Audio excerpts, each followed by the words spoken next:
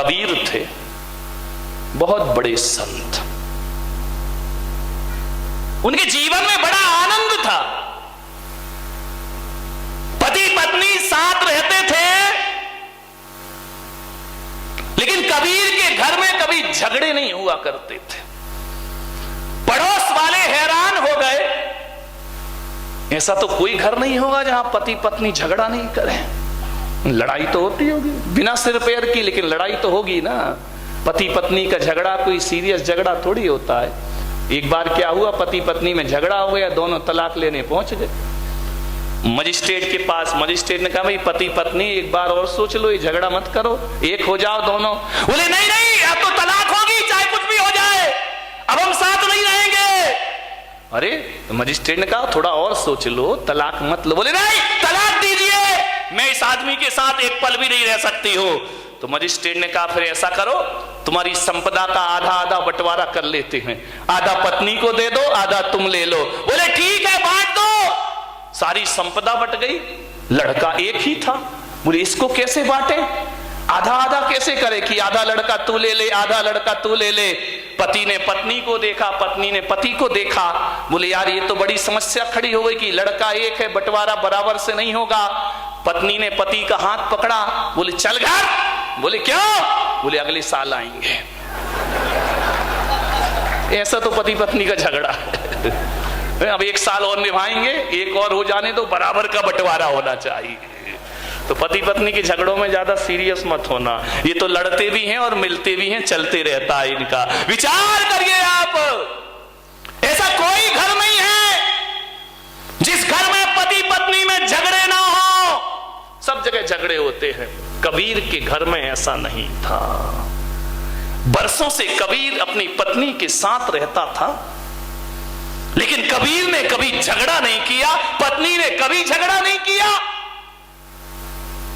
एक जिज्ञासु ने पूछा कि ऐसा कोई है इस धरती पर जिसके घर में झगड़े ना हो? तो कहा कबीर का घर ऐसा है जहां पति पत्नी कभी नहीं लड़ा करते हैं। जिज्ञासु ने कहा मैं चल के देखता हूं। जैसे ही पहुंचे कबीर के झोपड़े में, कबीर रुई धुनक रहे थे। कबीर से जुलाहा रुई धुनक रहे हैं। जाके जिज्ञासु ने पूछा कि कबीर जी, हमने सुना है कि आप पति पत्नी में कभी झगड़े नहीं होते। कबीर ने कहा यार लड़ने की क्या बात है, मुझ में राम, तुझ में राम, सब में राम समाया है। कर लो सभी से प्यार, यहां पे कोई नहीं पराया है। सब में तो राम है, लड़ना क्यों? बोली नहीं कबीर, कारण बताओ कि तुम दोनों में झगड़े क्यों नहीं होते? अरे झगड़े तो भाई भाई में हो जाते हैं, भाई बहन में हो जाते हैं, मां बेटे में झगड़े हो जाते हैं, आप दोनों में झगड़े नहीं होते? बोले नहीं, हम लोग कभी नहीं लड़ते हैं। कबीर से पूछा वो मंत्र बताओ कि हम भी अपने घर में ना झगड़े। कबीर ने कहा कि बैठो, आए हो, स्वागत है, बैठो मेरी कुटिया में। कबीर ने अपनी पत्नी को आदेश किया कि अरे भाग्यवान, सुनती है? दोपहर के 12 बज रहे थे। कबीर ने कहा लालटेन जला के ला। पत्नी आई, लालटेन जलाई और रख दी। जिज्ञासु ने कहा पागल है क्या ये, इसीलिए झगड़े नहीं होते? लगता है कबीर तो पागल है ही, ये पत्नी महापागल है। दोपहर को 12 बजे आंगन में, खुले आंगन में इतनी धूप में लालटेन मंगा रहा है और पत्नी ने लालटेन लाके रख दी। उसने पूछा भी नहीं कि लालटेन का क्या करोगे। लाई और लालटेन रख के पत्नी चुपचाप चली गई। कबीर ने कहा उत्तर मिल गया। अरे उत्तर, पागल लग रहे हो दोनों, पागल। कबीर ने कहा पागल ही समझो। कबीर ने कहा ठहर, अभी उत्तर नहीं मिला तुझे। पत्नी को कहा कि अरे भाग्यवान, 2 गिलास दूध लेकर आ। पत्नी गई, दूध के 2 गिलास लाई, एक कबीर के सामने रखा, एक जिज्ञासु के सामने रखा। कबीर ने दूध का गिलास उठाया, गटागट दूध पी गए और आनंद के साथ पी गए। जिज्ञासु को कहा कि तुम भी पियो। जिज्ञासु ने जैसे ही मुंह में लिया, दूध थूक दिया उसने। बोले ये दूध है क्या? ये पागलों का घर है, पागलों का। कबीर ने कहा उत्तर मिल गया। बोले ये क्या उत्तर है? ये तेरी पत्नी पागल है क्या? बोले क्यों? बोले दूध में नमक डाल के लाई है, शक्कर डालना चाहिए, चीनी डालना चाहिए, नमक डाल के लाई है। कबीर ने कहा उत्तर मिल गया। अरे बोले ये कोई उत्तर है क्या? कबीर ने कहा तो सुन, जाते जाते उत्तर सुन के जा। हम दोनों पति पत्नी के बीच में प्रेम है, ध्यान रखना। हम दोनों पति पत्नी के बीच में समर्पण है, हमारे बीच में तर्क नहीं है। जब मैंने 12 बजे दिन में उससे लालटेन लाने को कहा तो पत्नी ने कोई प्रश्न नहीं किया, चुपचाप लालटेन रख के चली गई। जब पत्नी लालटेन लाने पे प्रश्न नहीं करती है तो धोखे से शक्कर की जगह नमक डल गया तो मैं भी उससे कोई प्रश्न नहीं किया करता हूं। और इतना ही ध्यान रख, यदि जीवन में आनंद को जीना है तो मैं भी बारामती वाले आपसे कह रहा हूं, एक कोटेशन में आपको दे रहा हूं, जहां दिन में 4 बार आपकी नजर पड़ती हो, दुकान में, ऑफिस में, घर में, मकान में, एक लाइन लिख के रखना। जहां दिन में 1000 बार देखते हो वहां लिख के रखना, जहां समर्पण है वहां स्वर्ग है, और जहां तर्क है वहां नरक है। ध्यान रखिए, जहां समर्पण है वहां स्वर्ग है, और जहां तर्क है वहां समर्पण से बड़ा सुख जीवन में कुछ नहीं हुआ करता है। जीवन में आनंद को बटोरना है, समर्पण होना चाहिए। जब पत्नी ने नहीं पूछा कि लालटेन क्यों लाऊं, तो मुझे भी नहीं पूछना चाहिए कि तूने नमक क्यों डाला। तुम्हारे यहां तो इसी में महाभारत मचती रहती है। थोड़ी सा नमक कम हो गया, साली थाली सुदर्शन चक्र बन जाया करती है। ध्यान रखिए, समर्पण में जियो, झुककर जियो, समर्पण में जियो। अकड़ने में कोई फायदा नहीं है। जहां समर्पण है वहां स्वर्ग है। इसको दिमाग में रख लेना।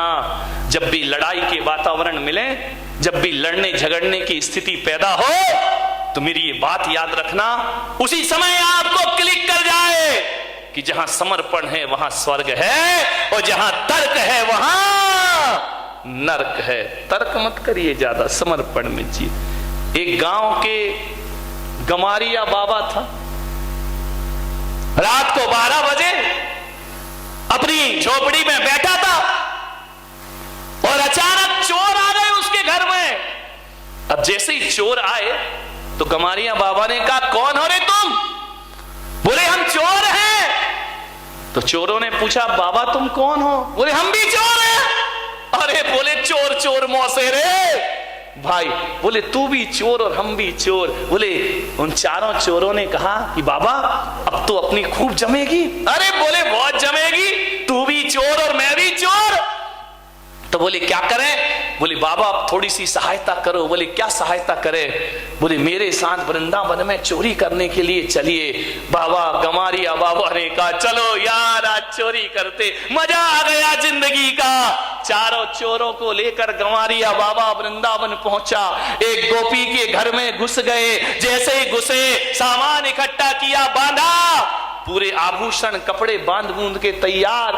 जैसे ही तीली जलाई, माचिस जलाई, एक ढोलक रखी हुई थी। गवारिया बाबा ने ढोलक उठाई और ढोलक बजाना शुरू कर दी जोर जोर से।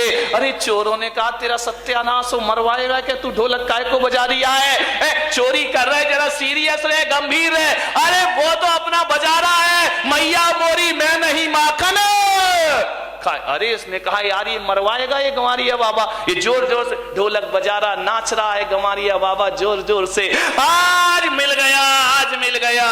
अरे गांव के लोग उठ गए।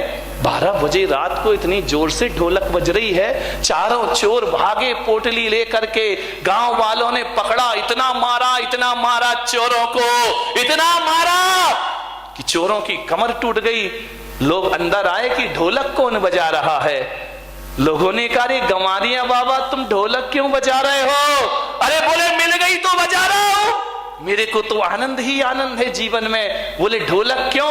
बोले वो 4 चोर आए थे। बोले हाँ। तो बोले तुम क्या कर रहे थे?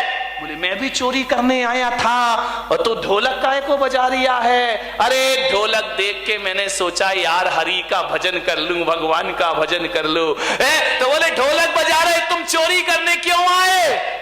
बोले वो 4 चोर क्या चुरा के ले गए? अरे बोले आभूषण ले गए, कपड़े ले गए। अरे गंवारिया बाबा ने कहा सत्यानाश मेरी बुद्धि का, रात को 12 बजे 4 चोर आए तो मैं समझा कि वृंदावन में चोरी को कह रहे हैं तो शायद माखन चोर आया होगा, इसलिए मैं उन चोरों में शामिल हो गया। ध्यान रखना, मैं तो माखन चुराने आया था कि हरि की कृपा बरस गई, हरि आए हैं और कह रहे हैं कि चलो बाबा माखन चुराने चलते हैं। ध्यान रखिए मान्यवर, सोचिए, ये आनंद है जीवन का। उदासी जिन चेहरों का श्रृंगार करती है, उदासी जिन चेहरों का श्रृंगार करती है, मक्खी भी उन पर बैठने से इनकार करती है। ध्यान रखिए, सास बहू में झगड़ा हो जाए, हिंदुस्तान पाकिस्तान की बमबारी हो जाए, तू मैं हो जाए, लड़ाई हो जाए, शाम को कहना अम्मा जी अभी तो बोल लो। नहीं बोलोगी? कह देना अम्मा जी, नहीं निकल रहा मुंह से। अरे जय जिनेंद्र बोलो ना। आपके झगड़े हो जाए, विवाद हो जाए, कहना भाई साहब, जोर से बोलो जरा, खाना नहीं खाया है क्या? जय जिनेंद्र। ध्यान रखिए, यदि आपने जय जिनेंद्र बोल लिया, दुश्मनी मिट जाएगी, दोस्ती में परिवर्तित हो जाएगी। आज घरों में जय जिनेंद्र समाप्त हो गया है, आज घरों में कोई हाय हेलो कहने लगे हैं। आपसे मैं इतना ही निवेदन करता हूं, जय जिनेंद्र जो होता है, राम राम जो हुआ करता है, ये कसायों पर फहराई गई विजय पताका हुआ करती है। कसायों को जीतना है, जय जिनेंद्र आदमी को बोल। और ऐसा भी जय जिनेंद्र नहीं कि लड़ाई हुई है, महाराज ने कहा जय जिनेंद्र, नहीं, हंस के मुस्कुरा के कस के ना, नहीं तो कई ऐसे बोले जय जिनेंद्र, सुनाई भी नहीं दे रहा, जय जिनेंद्र हो गया। ध्यान रख, हंस के कस के और मुस्कुरा के जय जिनेंद्र बोलिए और जय जिनेंद्र की ध्वनि से अपना मौन। कितनी बहुएं नियम ले रही हैं कि हम अपने से घर में बड़ों को जय जिनेंद्र बोलेंगे। हाथ उठाओ जरा। हे भगवान, बाकी सब क्या करने? अरे राम राम बोलना, जो राम को मानते हैं राम राम बोले, जो जिनेंद्र को मानते हैं वो जय जिनेंद्र बोले। आपसे भी निवेदन है, हाथ उठा के विश्वास दिलाओ अपने घरों। आदमी बहुत सीधा यहाँ का यार, महाराष्ट्र का देखो, इनने तो हाथ पूरे नहीं उठाए, आदमी ने फट से उठा दिए। कोई बात नहीं है। अब इस चक्कर में ये महिलाओं के साथ लफड़े बहुत हैं। अभी जय जिनेंद्र का नियम तो ले लिया है, अब सासू बैठी देख रही होगी चुपचाप है। अब मान लो किसी दिन ये बहू जय जिनेंद्र करना भूल गई तो मालूम है सास क्या कहेगी? हाँ, मुझे मालूम था, बड़ा नियम ले रही थी महाराज की सभा में। अरे मुझे मालूम था तू नहीं सुधरेगी, 4 दिन की चांदनी और फिर अंधेरी। ना बाबा, ऐसे उलाहने मत दो बहू को। यदि किसी दिन बहू जय जिनेंद्र करना भूल गई तो अम्माओं से निवेदन है कि बहू के कमरे कौन बहू बोली अब आएगा मजा।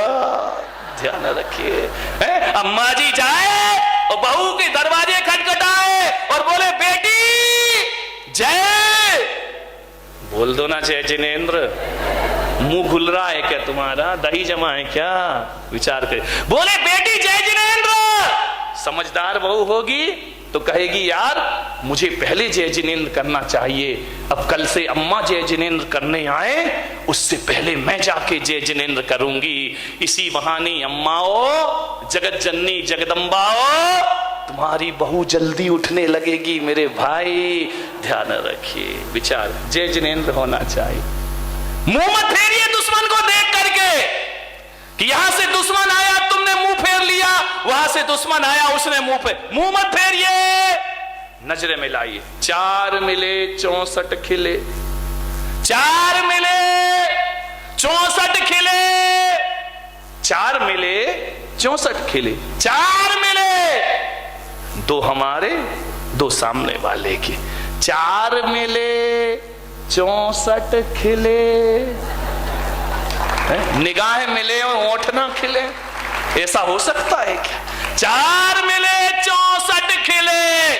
64 32 अपने और 32 ही है ना, कि कम ज्यादा है? नहीं तो एक बार मुल्ला नसरुद्दीन के साथ बड़ा गड़बड़ हो गया। मुल्ला नसरुद्दीन और खट्टर काका में लड़ाई हो गई। मुल्ला खट्टर काका ने कहा, ए मुल्ला, एक दूंगा तो तेरे 32 दांत तोड़ दूंगा। मुल्ला ने कहा, है क्या समझ रखा है, एक दूंगा तो 64 तोड़ दूंगा। अरे खट्टर काका ने कहा, रामलाल सामने खड़ा हुआ था। रामलाल ने कहा, क्यों रे मुल्ला, 64 दांत होते भी हैं जो तू तोड़ लेगा?